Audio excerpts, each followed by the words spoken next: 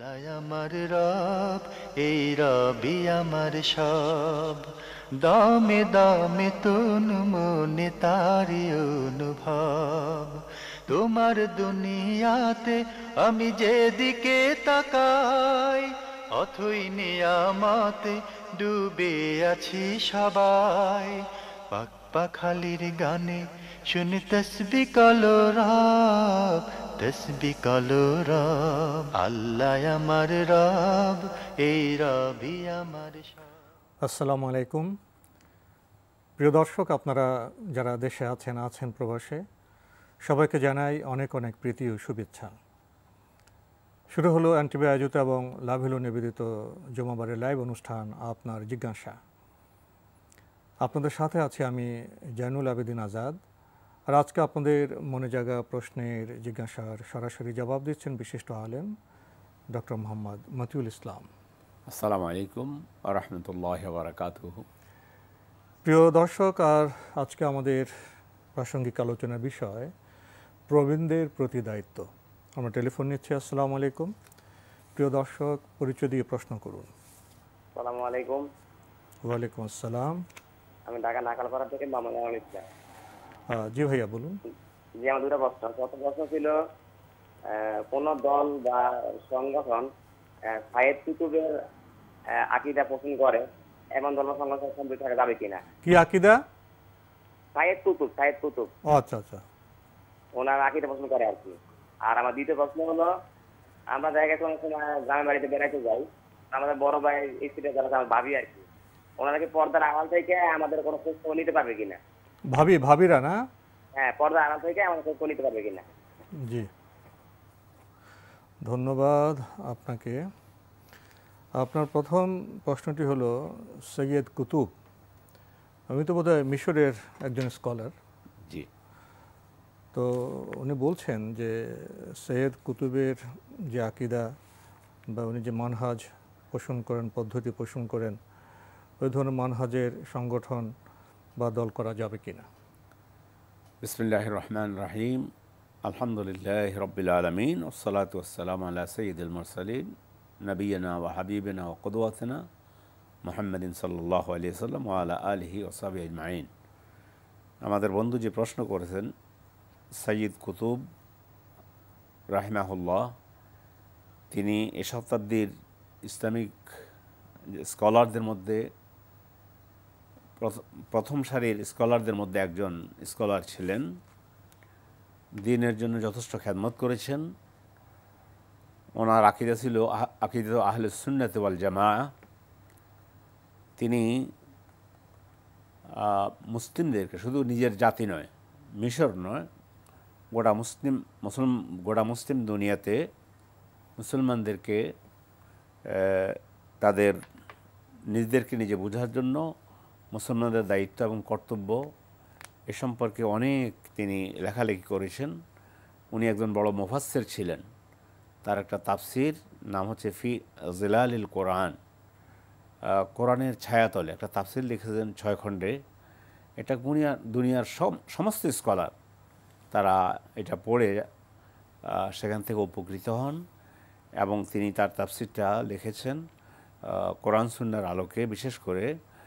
আর ওনার তাফসিরের মানহাজ সম্পর্কে, পদ্ধতি সম্পর্কে বলছে, মানে আল মানহাজ আল হারাকি। একজন মুসলমান যদি ওনার তাফসিরটা পড়ে, তার মধ্যে ইসলামের জন্য একটা দরদ সৃষ্টি হয়। তো এই জন্য তিনি যে অবদান রেখে গেছেন, এটা বাংলায় হয়েছে। আল কোরআন ইসলামিক, লন্ডনের আল কোরআন ইসলামিক সেন্টার এটাকে অনুবাদ করেছে, বাংলাদেশেও পাওয়া যায়। আর ওনার আকীদা ছিল আকীদাতু আহলুস সুন্নাত ওয়াল জামাআহ। এই জন্য ওনার এই তাফসির পড়তে পারবেন, বই পুস্তক পড়ুন। ভুলের ঊর্ধ্বে মানুষ নেই পৃথিবীতে কেউ। যে কিছু লিখবে সেখানে আর কিছু ভুল হতেই পারে, কিন্তু ভুলের চাইতে উনি উম্মতের জন্য ভুলটা নির্ধারণ করতে হবে পবিত্র কোরআন সুন্নাহর আলোকে, এবং যেটা আমরা গ্রহণ করব সেটাও গ্রহণ করতে হবে পবিত্র কোরআন সুন্নাহর আলোকে। এবং পবিত্র কোরআন সুন্নাহর আলোকে যে স্কলার বা যে মনীষীরা কাজ করবেন, অবদান রাখবেন, আমাদের সাধারণ মানুষ আমরা তো সেটা গ্রহণ করতে পারি। অবশ্যই তো গ্রহণের ভিত্তি হবে পবিত্র কোরআন এবং সুন্নাহ, মানহাজ এবং পদ্ধতি হবে রাসূল সাল্লাল্লাহু আলাইহি ওয়াসাল্লামের যে মানহাজ এবং পদ্ধতি। আমরা জানলাম প্রিয় দর্শক।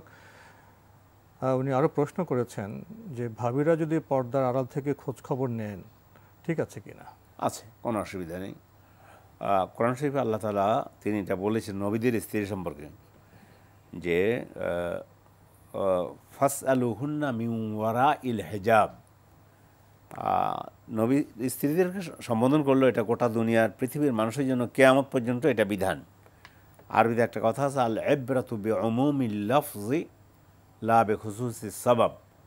বিষয়টা মানে হবে আমভাবে সার্বিক মানুষের জন্য। তো কিয়ামত পর্যন্ত আগত মুসলমানদের জন্য আল্লাহ তাআলা এখানে কোরআনের আয়াতে যে বলেছেন যে তোমরা যাদের সাথে দেখা যায় জায়েজ নেই, পর্দার আড়াল থেকে তোমরা তাদের সাথে কথা বলতে পারবে। কিন্তু আবার ওনাদেরকে বলেছেন লা তাখদা'না বিল কাউল, মানে তোমরা আপনারা কথা বলতে ইনি বিনিয়ে কথা বলবেন না, বরং অকুলনা কাউলা বাড়াবাড়ি করা যাবে না, অতিরিক্ত করা যাবে না, সুললিত কণ্ঠে বা এভাবে অকুলনা কাউলা মারুফা, যতটুকু প্রয়োজন সুন্দর কথা আপনারা বলুন। এই জন্য পর্দার আড়াল থেকে ভাবিদের সাথে কথা বলা যাবে, কোনো অসুবিধা হবে না ইনশাআল্লাহ। না, আমাদের সমাজে দুটো প্রান্তিক বিষয় দেখা যায় যে কেউ কেউ এরকম আছেন একবার অবাধ যেটা ইসলামের শরিয়া বিধান মানে না, আবাদ ঠাট্টা মশকরা এটা সেটা একেবারে অন্যরকম। জি। আবার কেউ কেউ দেখাই করা যাবে, দুটো তো প্রান্তিক। ইসলাম তো জীবনযাপন করতে হবে, জীবনযাপনের স্বাভাবিক ধারাকে। এখন ছোট্ট দেবর স্কুলে পড়ে সে খাবে কোথায়? বড় ভাইয়ের বাসায় আসছে, এখন যদি ভাবিয়ে পর্দা করে না দেখানো করা যাবে না, কিছু করা যাবে না, সে খাবে কোথায়? সে তার প্রয়োজন মিটাবে কিভাবে? শালীনভাবে আসতে পারবে। শালীনভাবে পর্দার মধ্যে তো কথাবার্তা, প্রয়োজনীয় কথাবার্তা, খাওয়া দাওয়া তো চলতেই পারে। জি, ওটাই বলেছি, বাড়াবাড়ি করা যাবে না কোনোভাবে। জি। আমরা জানলাম। প্রিয় দর্শক, টেলিফোন নিচ্ছে। আসসালামু আলাইকুম, পরিচয় দিয়ে প্রশ্ন করুন। আমি রওশন, ঢাকা থেকে। জি বলুন। ভাইয়া, যে মানুষ মারা গেলে অনেকে বলে যে আত্মা নাকি আসা যাওয়া করে, কথাটা কি ঠিক? ধন্যবাদ। যে বাসায় ওই বাসায় আসা যাওয়া করে। আর একটা হলো যে কেউ মারা গেলে তার আত্মার, রুহের আত্মার শান্তির জন্য যে আমরা গরিবদের খাওয়াই, দান খয়রাত করি, এটা করা যাবে না? হয়তো আমি 40 দিন করলাম না, 4 দিন করলাম না, নির্দিষ্ট টাইমে করলাম না, আবার অন্য সময় করলে এটা করা যাবে না? ধন্যবাদ আপনাকে। আপনি মৃত্যুর পরবর্তী বিষয় সম্পর্কে কথা বলছেন, এটাও গুরুত্বপূর্ণ। আবার জীবিত মানুষের আচার আচরণ, সেটাও গুরুত্বপূর্ণ। আজকে আমরা অন্য প্রশ্নে যাই। আত্মীয় যদি মারা যায়, জি, সেই মৃত ব্যক্তির আত্মা কি আসা যাওয়া করে? ঠিক এভাবে হাদিসের মধ্যে আসেনি। মৃত ব্যক্তি, হাদিসে যে সমস্ত বিষয় এসেছে, মৃত ব্যক্তিকে দাফন করার পর মানুষ যখন চলে আসে তখন এটা আল্লাহ তাআলার হুকুমে। কীভাবে সেটা আল্লাহ তাআলা জানেন। মৃত ব্যক্তি এদের ফিরে আসার পায়ের আওয়াজটা পর্যন্ত শুনতে পায়। এমনি তারা বাসায় আসবে, বাসায় এসে দেখবে, তারপরে কে কী করছে, এই ধরনের এগুলো নেই, কোরআন সুন্নাতে এটা নেই। মৃত আত্মার প্রতি আমরা যদি পরেরটার সাথে সম্পৃক্ত দোয়া করি, সেটা আল্লাহ তাআলা সেই দোয়া কবুল করবেন এবং তার পজিশন মানে বাড়তে থাকবে কবরের মধ্যে। তখন সে বলবে যে আল্লাহ আমার পজিশন বাড়তেছে কেন?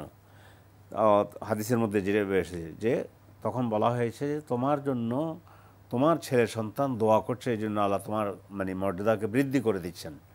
তো এগুলো আছে যে আত্মার, আমরা যদি কোনো দোয়া করি সেগুলো আল্লাহ তাআলা মৃত ব্যক্তির জন্য পৌঁছান এবং সেটা মৃত ব্যক্তির কল্যাণে আসে। আলমে বারজাখের তো একটা জীবনযাপন আছে। আলমে বারজাখ হচ্ছে 3টা জীবন, একটা দুনিয়ার জীবন, বরজাখের জীবন, কিয়ামতের জীবন। ওনাতে আসা যাওয়া করবেন না, আলমে বারজাখে ওনারা অবস্থান থাকবেন। এবং আমরা যে দোয়া করি সেই দোয়ার ফল কিন্তু তোরা ভোগ করবেন। দোয়া আমরা ওনাদের জন্য যে সমস্ত দোয়া করি, আল্লাহ দোয়া, দান, সদকা, এর মাধ্যমে তাদের মর্যাদা বৃদ্ধি হবে, তারা ভালো থাকবে এবং এর কারণে তারা উপকৃত হবেন। আরেকটি প্রশ্ন করেছেন, মৃত ব্যক্তি মারা গেলে আমরা তো তার দান সদকা করি, গরিবদের খাওয়াই। উনি বলছেন যে 40 দিনে 4 দিনে নির্দিষ্ট না করে আমি যে কোনো দিন কি গরিবদের খাওয়াতে পারবো? হ্যাঁ, অসুবিধা নেই। আপনি 10 জন গরিব ডেকে এনে খাওয়ান। সুন্দর উত্তরের এক অংশ আপনি নিজেই দিয়েছেন। সেটা হচ্ছে দিন ঠিক করা যাবে না, তিনি এত তারিখে মারা গিয়েছেন, এত তারিখে অনুষ্ঠান করবো, এটা নির্দিষ্ট কোনো কাঠামো করা যাবে না। যে কোনো দিন গরিবকে আত্মীয়স্বজনদের খাওয়ানো যাবে, খাবার দিয়ে দোয়া করা যাবে এবং এই দোয়া আল্লাহ তাদের নিকট পৌঁছাবেন এবং তাদের জন্য দোয়া করা যায়। আপনি পারবেন কোনো দিনক্ষণ নির্ধারণ না করে। মানে আনুষ্ঠানিকতা না করা, বাড়াবাড়ি না করা, এটা হলো মূল বিষয়। জি, আমরা জানলাম। প্রিয় দর্শক টেলিফোন নিচ্ছে। আসসালামু আলাইকুম, পরিচয় দিয়ে প্রশ্ন করুন। ওয়ালাইকুম আসসালাম, আমার নাম মোহাম্মদ ইসমাইল হোসেন, আমি গাইবান্ধা গোবিন্দগঞ্জ থেকে বলতেছি। জি ভাইয়া বলুন। আমাদের এলাকায় একটা স্বভাব, আমাদের মানে পল্লী এলাকায়, খের এলাকায়, পল্লী এলাকায় আপনারা মানুষ মারা যাওয়ার আগে মানুষের দাওয়াত দেয়, ফইতা করে খাওয়ায়, গরু টরু জবা করা, কিন্তু আমাদের খের এলাকায় মানুষ মারা গেলে খাওয়ায় আর ওরা মরে যাওয়ার আগে খাওয়ায়, কোনটা ঠিক? ধন্যবাদ আপনাকে। অন্যদের এলাকায় উনি বলছেন যে মানুষ তো মারা যাওয়ার পরে গরু জবাই করে খাওয়ানো হয়। জি, আমাদের এলাকায় মারা যাওয়ার আগে খাওয়ানো হয়। কোনটা আচ্ছা, ঠিক? মরে যাওয়ার আগে? হ্যাঁ, আগে খাওয়ানো হয়। এই ধরনের দুটার একটাও ঠিক নয় যে একজন লোক মারা যাবে এই জন্য উনি মারা যাবেন, আসলে গরু জবাইটা করে খাওয়াতে হবে, একটা গরু জবাই করে মেজবানি করতে হবে না। এটা মৃত্যুর আগেও না, পরেও না। এমনি আমভাবে যে কোনো সময় সাধারণভাবে দান সদকা করে জীবিত লোকদের জন্য আমরা দান সদকা করে আল্লাহ এর ফজিলত, আল্লাহ এবং এর মাধ্যমে এর কল্যাণ আমাকে দান করুন, আমার মৃত ব্যক্তি যারা আছে তাদেরকে দান করুন, এইটা ঠিক আছে। কিন্তু এমনি মৃত্যুর আগে মানে তিনি মৃত্যুসজ্জা আছেন, এখন একটা বড় গরু জবাই করে, একজন মানুষ মৃত্যুসজ্জা আছেন, তখন তো আমাদের কর্তব্য হবে আপনজন স্বজন তার জন্য আল্লাহর কাছে দোয়া করা, অবশ্যই। কিন্তু এটাকে কেন্দ্র করে মৃত ব্যক্তিকে, মৃত্যুসজ্জা সেই ব্যক্তিকে কেন্দ্র করে আগে খাওয়ানো বা পরে খাওয়াতে হবে, এই যে একটি রসম রেওয়াজ, এটা তো ইসলামে নেই। না, এটা এর মধ্যে কোনো কল্যাণ নেই। না, মানুষ যদি মারা যায় এরপরে দান সদকা করতে পারবেন, যে কোনো দিন সাধারণভাবে তো মানুষকে খাওয়াতে পারবেন, গরিবদের খাওয়াতে পারবেন, সেটা তো অন্য বিষয়। সেটা গরু জবাই করে অনুষ্ঠান করে খাওয়াতে হবে, এই চেতনা নেই, কোনো বিধান নেই, এই ধরনের কোনো বিধান নেই। আর বিশেষ করে নিয়ম যাদের ঘরে কেউ মারা গিয়েছে তারা খাওয়াবে না, তাদেরকে খাওয়াতে হবে। হযরত জাবের রাদিয়াল্লাহু তাআলা যখন মারা গেলেন, শাহাদাত বরণ করলেন, তখন রাসূল সাল্লাল্লাহু আলাইহি ওয়াসাল্লাম তিনি বলেছিলেন যে ইসনাউ আহলি জাফর তাআমান, তোমরা জাফর রাদিয়াল্লাহু তাআলা আনহু তার পরিবারের জন্য খাদ্য দিয়ে তাদেরকে, তাদের যারা মারা গিয়েছে, স্বাভাবিক যে পরিবারে আপনজন মারা যাবে তারা শোকে আছেন, জি, তাদের স্বাভাবিক যে কর্মজীবনটা একটু স্থগিত হয়ে যায় কয়েকদিনের জন্য, এই জন্য তাদেরকে খাওয়াতে হবে। এবং যদি মৃত ব্যক্তির সন্তানরা পরবর্তী পর্যায়ে চিন্তা করেন যে বাবার জন্য সদকা করব, গরিবদের খাওয়াবো, সেটাও তারা পরবর্তী পর্যায়ে সেটা করা যেতে পারে তাদের সামর্থ্য অনুযায়ী সারা জীবনে। এটা কোনো বাধ্যবাধকতা না, কোনো বাধ্যবাধকতা, অমুক দিন করতে হবে, অমুক দিন করতে হবে, তাদের সুযোগ সুবিধা অনুযায়ী। জি, আমরা জানলাম। প্রিয় দর্শক টেলিফোন নিচ্ছি। আসসালামু আলাইকুম, পরিচয় দিয়ে প্রশ্ন করুন। ওয়ালাইকুম আসসালাম, আমি মাসুম বলছিলাম। জি ভাইয়া বলুন। আমার দুইটা প্রশ্ন ছিল। জি, সেটা প্রথমটা হচ্ছে, আচ্ছা, ইসলামী ব্যাংকে থেকে যে সিসি লোন করে, এই লোন কি ব্যবসা করা হালাল? ইসলামী ব্যাংকে আপনাকে লোন দেয় না বিনিয়োগ দেয়? এটা মানে আমি জানি না, তবে উনি বলছেন, আপনি বলছেন যে ইসলামী ব্যাংক থেকে আপনি লোন হোক বা বিনিয়োগ হোক নিয়ে ব্যবসা করতে চান, এই তো? ইসলামী ব্যাংক থেকে। জি, আর কোনো প্রশ্ন আছে? আর একটা হচ্ছে আমার ওই যে মানে বাবা মা সম্পর্কিত আর কি, তারা আর কি মানে একটু টাইপের, মানে ওয়াদা ভঙ্গ করে, বা দেখা যাচ্ছে যে মানে বিভিন্ন ধরনের, মানে একটা আপনি টাকা গচ্ছিত রাখলেন, ওইটা মিথ্যা কথা বলে ভাঙিয়ে ফেলবে বা অন্য কোনো কাজে ইনভেস্ট করবে, কিন্তু আমাকে কোনো জানাবে না, বা অন্য ইয়েতেও টাকা দিলে, এমন তাদের আর্থিক ওই ধরনের কোনো সমস্যা নাই যে খাওয়া থাকা পড়া বা পোশাক আশাকে কষ্ট, এরকম না, কিন্তু তারা এরকম ধরনের মানে 2 নাম্বারই বা এরকম মানে মুনাফিকি টাইপের করে। এইটা আমার প্রশ্ন হচ্ছে কি, তাদের সাথে আমার মানে রিলেশন, আমি ওই জন্য আর কি মানে অতটা, এতে আমার কতটা মানে গুনাহ হবে কি? আপনি বাবা মা সম্পর্কে প্রশ্ন করছেন, এই তো? জি, আপনার বাবা মা সম্পর্কে প্রশ্ন করলেন? জি জি জি, ধন্যবাদ আপনাকে। আপনার দ্বিতীয় প্রশ্ন আমরা শুরু করি। আপনার বাবা মা সম্পর্কে আপনি যে প্রশ্নটি এখানে করলেন, এটি কি এখানে করা দরকার ছিল? আপনি তো বুঝছেন যে আপনার বাবা মা হোক, ভাই হোক বা আপনি হোক, আমাদের তো জীবনযাপনের ত্রুটি আছে। তো এখন যদি আপনার ভাই আপনার ত্রুটি নিয়ে প্রচার করে বেড়ায়, মিডিয়াতে বলে, সমাজে বলে, আপনি বলেন, আমাদের দায়িত্বটা কি? পরিবারের সদস্যদের ত্রুটি ফেরি করে বেড়ানো, প্রচার করে বেড়ানো, না সংশোধনের চেষ্টা করা? আপনি তো বুঝছেন যে এটা ভুল হলে আপনি চেষ্টা করেন কীভাবে বাবা মাকে আপনি সংশোধন করবেন। যারা আপনার আশেপাশে মুরব্বী আছে, আপনজন আছে, তাদের সাথে আলাপ করুন। বাবা মা সম্পর্কে আপনি মিডিয়াতে লক্ষ কোটি মানুষের সামনে আপনি এই বিষয়টি বললেন, এটা কি আপনার মনে কোনো প্রশ্ন জাগেনি? কি বলবেন? জি, আপনি তো চমৎকার কথা বলেছেন। দ্বিতীয় প্রশ্নের উত্তরে, বাবা মা প্রতারণা করলে বাবা মাকে আপনি বুঝান যে আব্বা মা এগুলো ঠিক না, কোরআন সুন্নাহর আলোকে এগুলো করা ঠিক নয়, কিয়ামতের দিন আমাদেরকে জবাব দিতে হবে। কিন্তু কোরআন শরীফে আল্লাহ বলছেন, ওয়াইন জাহাদাকা আলা আন তুশরিকা বি মা লাইসা লাকা বিহি ইলম ফালা তুতি'হুমা ওয়া সাহিবহুমা ফিদ দুনিয়া মা'রুফা। যদি পিতামাতা তোমাকে শিরক করতে বলে, উনি তো বলছে একটু প্রতারণা করে, কিন্তু শিরক করতেও বলে, কারণ হলো পৃথিবীর মধ্যে সবচেয়ে বড় অপরাধ শিরক। তাহলে শিরক করো না, কিন্তু তাদের সাথে সদ্ব্যবহার, আচরণ খারাপ করা যাবে না। ওয়া সাহিবহুমা ফিদ দুনিয়া মা'রুফা, দুনিয়াতে তাদের সাথে মানে সুন্দর আচরণ করতে হবে, আচরণ করো। আর এর সাথে উনি বলেছেন যে যেমন বাবা মা ভুল করতে ভুলই বলতে হবে, বাবা মা ভুল করতে শুদ্ধ বলা যাবে না, সেটা প্রচার করা যাবে না, সেটা সুন্দর আচরণের মাধ্যমে বোঝানোর চেষ্টা করতে হবে যে কিভাবে সংশোধন করা যায়। ওনাদেরকে বলতে হবে, সুন্দরভাবে বলতে হবে। অকুলনা কাউলা মারুফা, মানে মানুষের সাথে কথা বলতে হলে সুন্দর ভাষায় কথা বলতে হবে, আব্বা মাকে বুঝাতে হবে। আর তিনি আরেকটা কথা বলছেন যে মোনাফেক, আসলে বাবা মা মোনাফেক নন, আচরণের ত্রুটি। মোনাফেক তো ওই ব্যক্তি যে অন্তরে কুফরি লালন করে, মুখে ইসলাম প্রকাশ করে। ওনারা তো এই ধরনের কোনো কিছু তো ওনাদের মধ্যে নেই, আচরণে ভুল। এই জন্য যে শব্দ ব্যবহার করছেন ওয়াদা ভঙ্গ করেন, খেয়ানত করেন, হলেও তাদেরকে বুঝাবেন, তাদেরকে মানে সম্মান করবেন, শ্রদ্ধার সাথে কোরআন সুন্নাহর আলোকে হয়তো বুঝাবেন যে এই ধরনের কাজ কোরআন সুন্নাহ সমর্থন করে না, এগুলো করবেন না, মানে সংশোধনের চেষ্টা করা যাবে ধৈর্যের সাথে। ওনার প্রশ্ন আরেকটি অংশ এরকম যে এরকম বাপ মার সাথে কি উনি সম্পর্ক ছেদ করবেন? নো, কখনোই নয়। আয়াতে যেটা বললাম, তোমাকে যদি শিরক করতে বলে শিরক করবে না, কিন্তু তাদের সাথে উত্তম ব্যবহার করো।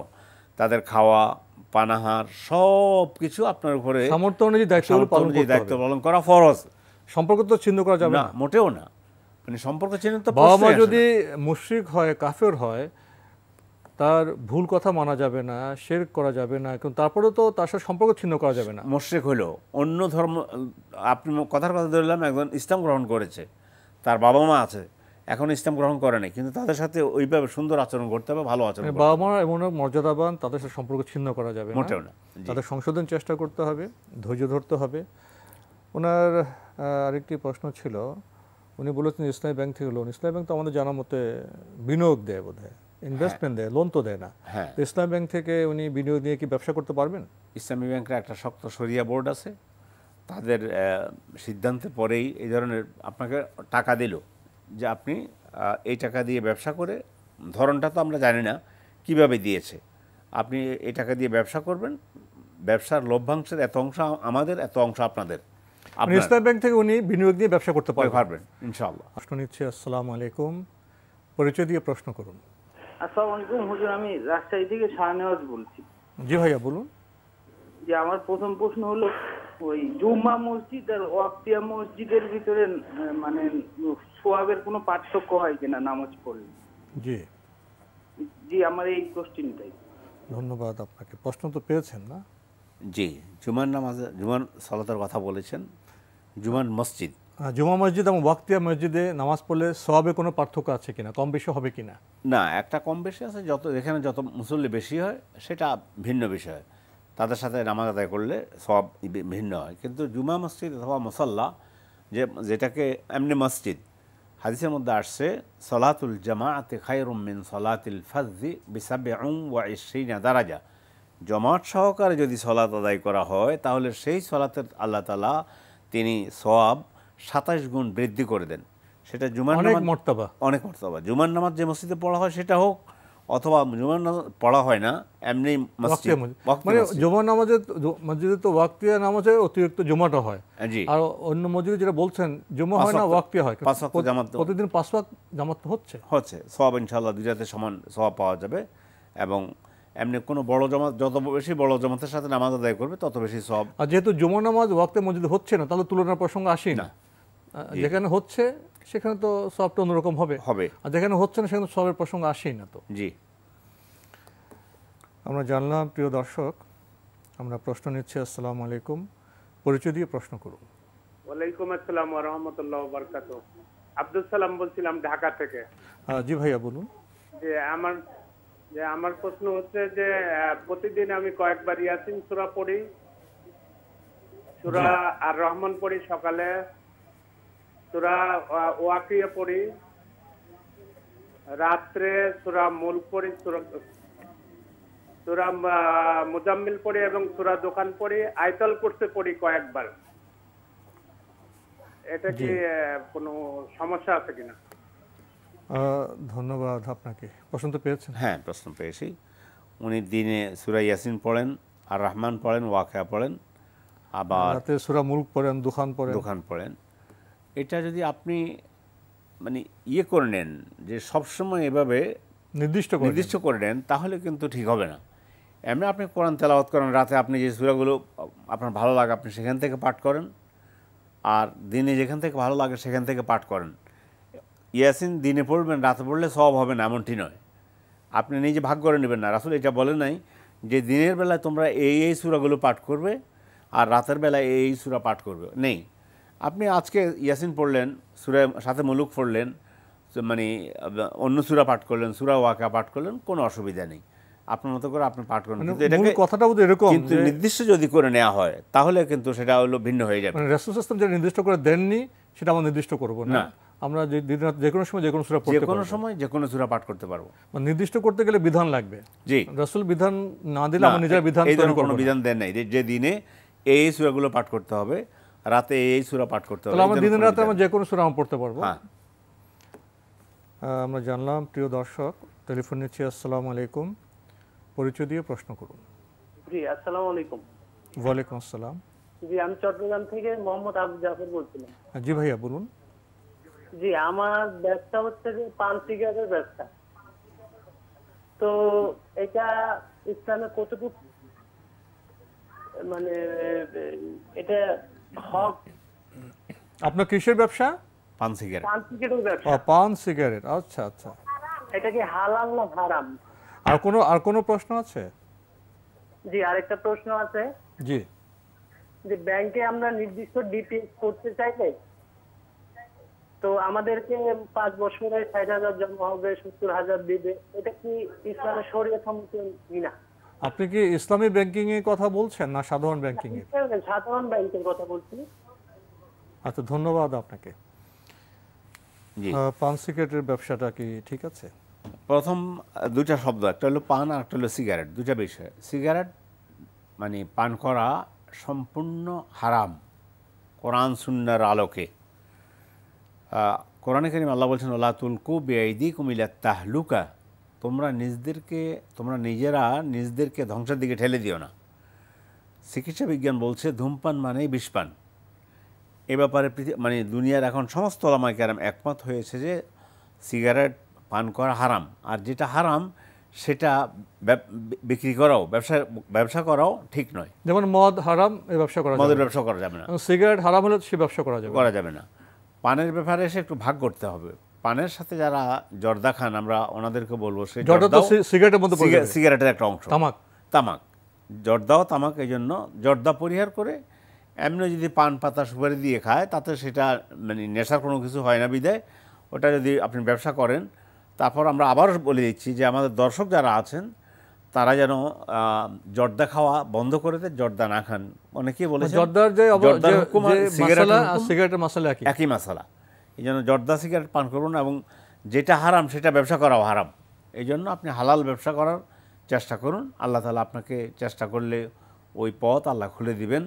ওয়ামাইয়াত্তাকিল্লাহা ইয়াজআল লাহু মাখরাজা ওয়া ইয়ারযুকহু মিন হাইসু লা ইয়াহতাসিব, যে ব্যক্তি আল্লাহকে ভয় করে চলবে আল্লাহ তার জন্য রিজিকের এমন ব্যবস্থা করে দিবেন এমন জায়গা থেকে যা তার কল্পনায়ও ছিল না।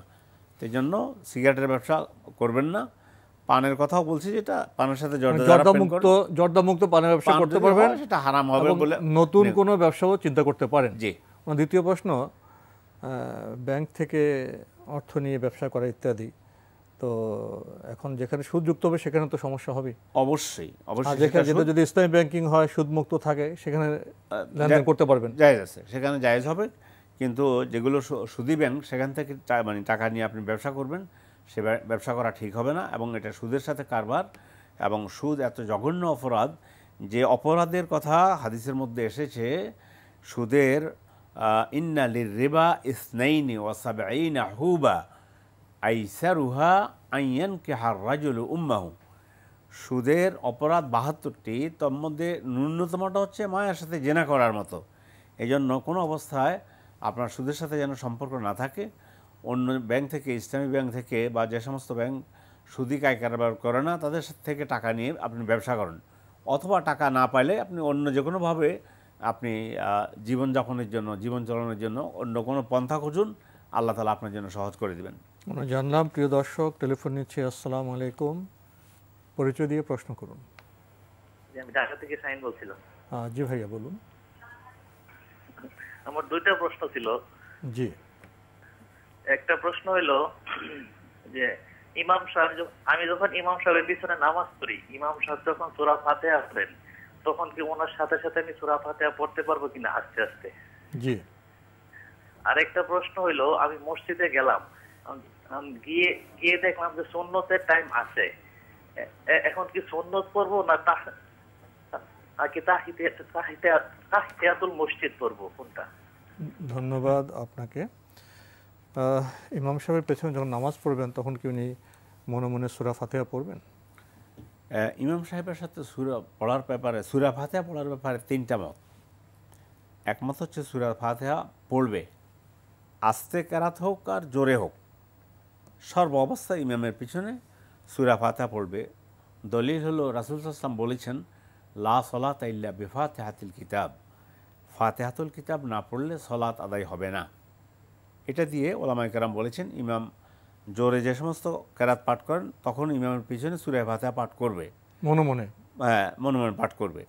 আর আরেকদল স্কলার বলেছেন একটা আয়াত, সে আল্লাহ তাআলা কোরআনে কারিমে বলেছেন, ওয়া ইযা কুরিয়াল কুরআনু ফাসতামিউ লাহু ওয়া আনসিতু লাআল্লাকুম তুরহামুন। যখন কোরআন তেলাওয়াত করা হয় তখন তোমরা গভীর মনোযোগ সহকারে শ্রবণ করো এবং তোমরা চুপ থাকো।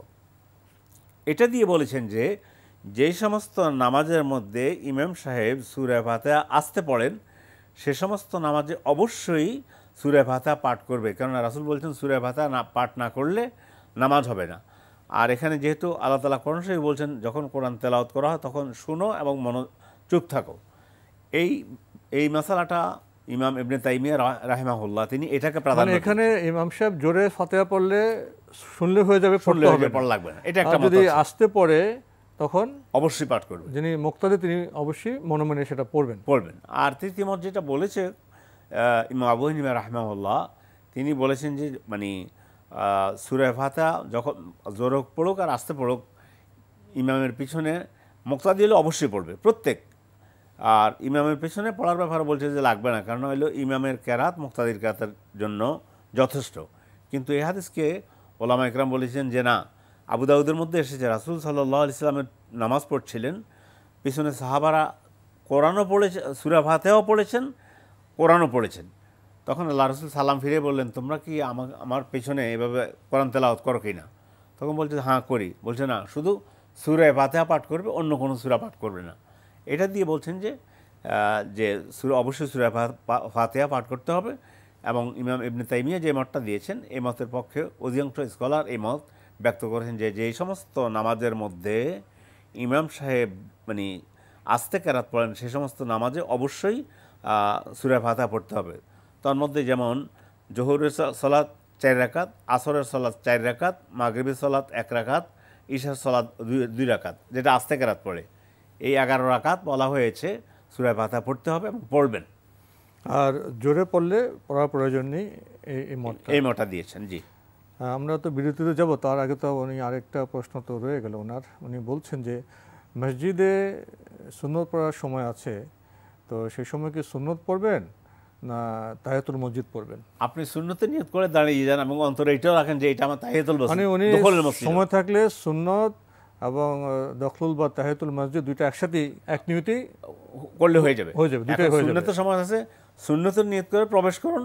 আপনার দখলুল মসজিদে প্রবেশ করলে হাদিসে এসেছে, ইজা দাখালা আহাদুকুম আল মসজিদ ফালা ইয়াজলিস হাত্তা ইউসাল্লিয়া রাকাতাইন। তোমাদের মধ্যে কেউ যখন মসজিদে প্রবেশ করবে 2 রাকাত সালাত আদায় করা ব্যতীত তোমরা বসবে না। তো আমি সুন্নত যখন নিয়ত করেছি আমি কিন্তু নামাজ পড়েই বসতেছি, এই জন্য সুন্নত নিয়ত করবেন, সাথে নিয়ত এটাও রাখবেন যে মানে দখল মসজিদ বা দাখলুল মসজিদ নিয়তটা 2 নিয়ত একসাথে করলে হয়ে যাবে। পরিচয় দিয়ে প্রশ্ন করুন। আসসালামু আলাইকুম। ওয়ালাইকুম আসসালাম। আমার নাম মনসুর, মোহাম্মদ আল মনসুর, আমি ঢাকা ওয়ালি থেকে বলছি। জি ভাইয়া বলুন।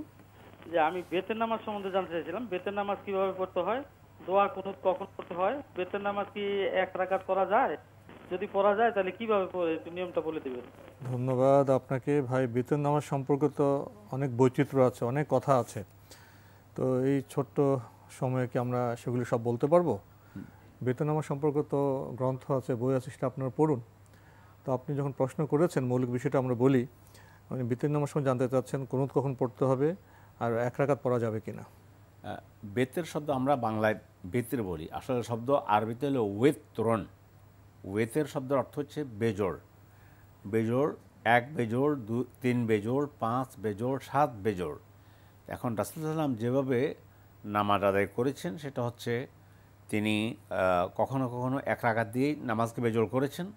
হাদিসের মধ্যে এসেছে সালাতুল লাইলি মাসনা মাসনা ফাইজা খাশিয়া আহাদুকুম আস-সুবহা ফায়ুতিরুহা বিরাকা।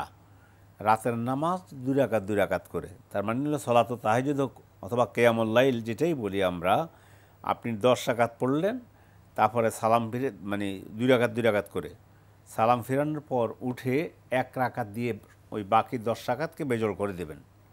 সেটা 1 রাকাত পড়ার নিয়ম হচ্ছে এভাবে, আপনি নামাজ নিয়ত করলেন আল্লাহু আকবার বলে, তারপরে সূরা ফাতিহা পাঠ করলেন, অন্য সূরা মিলালেন, রুকুতে গেলেন, সামি আল্লাহু লিমান হামিদা বলে রুকু থেকে উঠে তারপরে দোয়া কুনুত পাঠ করবেন।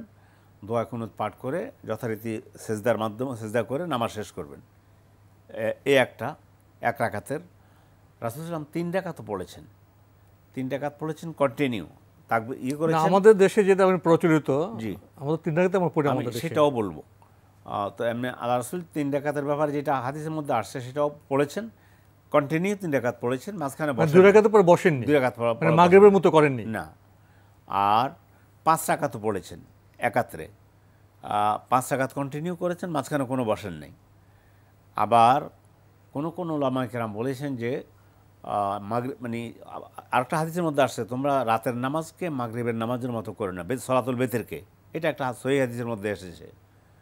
তারপরেও আরেকটা পড়ার পদ্ধতি হচ্ছে যেটা আমাদের দেশে বেশি সাধারণ জনগণ যেটা পড়ে থাকে, সেটা হচ্ছে 3 রাকাতের মধ্যে 2 রাকাত পড়ে তাশাহুদ পড়ে দাঁড়িয়ে গিয়ে তারপরে আরও 1 রাকাত পড়েন।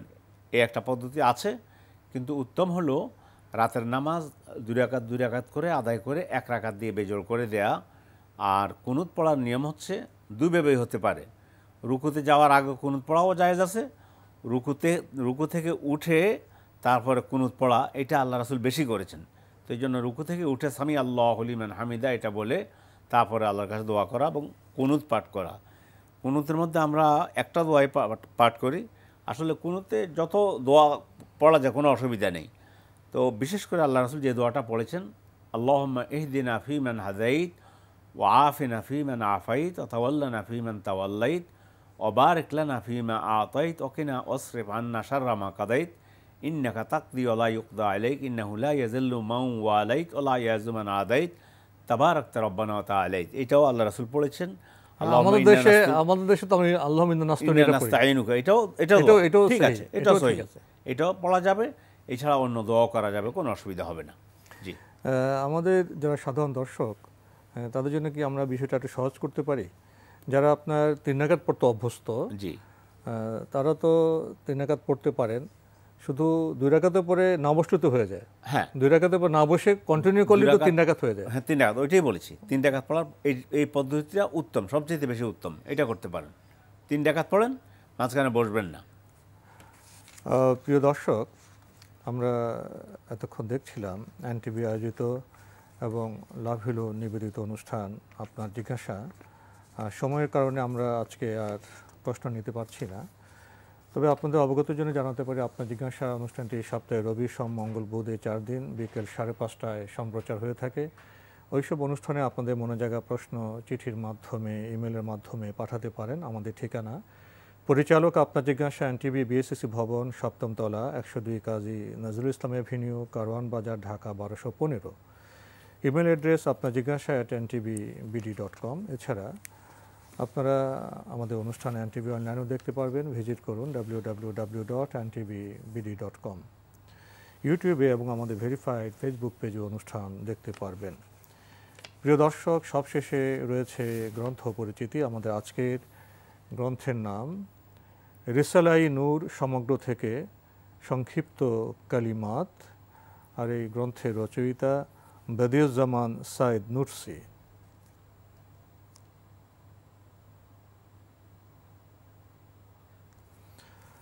সংক্ষিপ্ত কালিমাত অনুবাদ একাডেমি গ্রুপ, প্রকাশ করেছে লিবার্টি প্রকাশনী। গ্রন্থটির মূল্য 150 টাকা। দীর্ঘ সূচি রয়েছে। বদিউজ্জামান সাইদ নুরসি ও রিসালাই নূর। প্রথম কালিমা। বিসমিল্লাহর অর্থ ও গুরুত্ব। বিশ্বাসী অস্বীকারীদের দৃষ্টিভঙ্গি সময়ের মধ্যে তুলনা। আল্লাহর ইবাদত বন্দেগীকারীগণ ও ইবাদত বন্দেগী থেকে দূরে অবস্থানকারীদের মধ্যে তুলনা। নামাজি এবং বেনামাজি লাভ ও লোকসানের মধ্যে তুলনা। দুনিয়ার কাজসমূহ নামাজ আদায় করার ক্ষেত্রে বাধা হতে পারে কি? আরও চমৎকার সব বিষয় রয়েছে সংক্ষিপ্ত কালিমাত এই গ্রন্থে। যদি সংক্ষেপে কিছু বলতেন। বদিউর রহমান সাইদ আর নুরসি রাহিমাহুল্লাহ, তিনি তুরস্কের একজন ইসলামিক স্কলার। গোটা পৃথিবীর ইসলামিক স্কলার যারা আছেন তাদের মধ্যে তিনি একজন স্কলার ছিলেন, অনেক উঁচু মাপের লেখক, এবং তিনি কাউকে আঘাত করে কথা বলেন না। চমৎকারভাবে বইটি লিখেছেন। আর তিনি বর্তমানে পৃথিবীতে আমাদের এই শতাব্দীতে তিনি বড় একজন তিনি পণ্ডিত ছিলেন। আমি দর্শকদেরকে আমিও বলবো যে বইটা পড়ুন, উপকৃত হবেন, এবং জ্ঞানগর্ভ আলোচনা করেছেন। আল্লাহ তাআলা আমাদেরকে এবং কোরআন সুন্নাহর আলোকে বিষয়গুলো এত সুন্দর করে উপস্থাপন করেছেন। এই জন্য বইটি পড়ার জন্য আমার অনুরোধ থাকবে আমাদের দর্শকদের প্রতি। জি, তো আজকে আমাদের এখানে শেষ করতে হচ্ছে। আপনি কষ্ট করে আমাদের স্টুডিওতে এসেছেন, সেজন্য আপনাকে অনেক ধন্যবাদ। ধন্যবাদ আপনাকেও। প্রিয় দর্শক, আমরা এতক্ষণ দেখছিলাম এনটিভি আয়োজিত এবং লাফিলো নিবেদিত অনুষ্ঠান আপনার জিজ্ঞাসা। অনুষ্ঠানে আমরা আপনাদের প্রশ্নের জবাব দেওয়ার চেষ্টা করেছি সংক্ষিপ্ত পরিসরে। গ্রন্থের সাথে আপনাদের পরিচয় ঘটিয়েছি। গ্রন্থের সাথে পরিচয় ঘটাবার লক্ষ্য হলো, অনেক কথা বলা যায় না, গ্রন্থে অনেক কথা বলা যায়। আসলে আমরা গ্রন্থ মনস্ক হই, প্রতিদিন কিছুটা সময় আমরা কোরআন, হাদিস, ইসলামী গ্রন্থ এবং নবী সাল্লাল্লাহু আলাইহি ওয়াসাল্লামের জীবনী পাঠে ব্যয় করি। দেখা হবে ইনশাল্লাহ আগামী জুমাবার একই সময়ে। প্রিয় দর্শক, মহান আল্লাহ আমাদের সবাইকে নিরাপদে রাখুন, রাখুন শান্তিতে। আসসালামু আলাইকুম। আল্লাহ আমার রব, এই রবি আমার সব। দামে দামে তুন মনে তারি অনুভব। আল্লাহ আমার রব, এই রবি আমার সব।